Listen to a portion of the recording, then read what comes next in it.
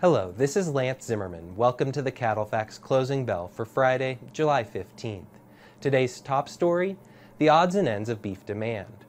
One thing is clear when you compare 2010 and 2011 beef prices, and that's that beef exports had a significant role in the record high prices seen this spring and summer.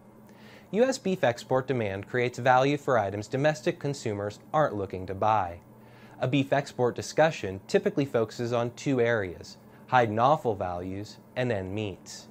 On Thursday, hide and offal values reached a new all-time high of $13.82, pulling the weekly average to levels at or near the early April highs. Year-to-date hide and offal values are running 30% higher than in 2010. Let's take a look at the influence this has on live cattle prices. This means that hide and offal contributes 11% to the value of a 1,300-pound steer, more than $175 per head. Compared to 2010, the additional demand for items like hide, tallow, liver, and heart is adding around $40 per head to the value of a fed animal. End meats from the chuck and round have seen similar support from the export markets.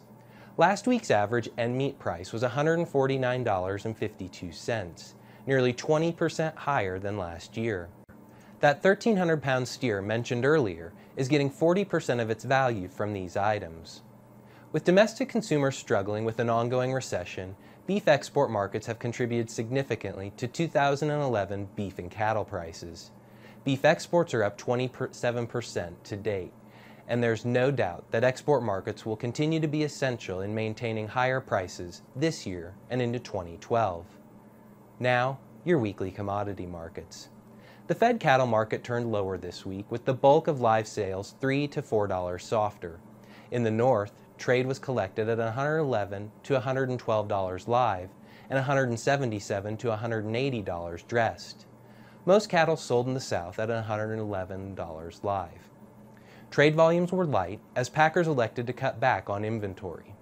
Boxed beef values were higher following light production levels after the July 4th holiday-shortened week.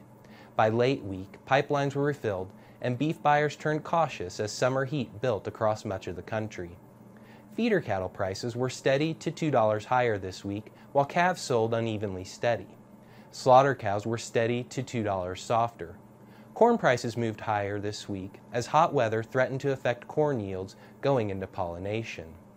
Thanks for watching, and remember to visit CattleFax.com for your latest market news and analysis.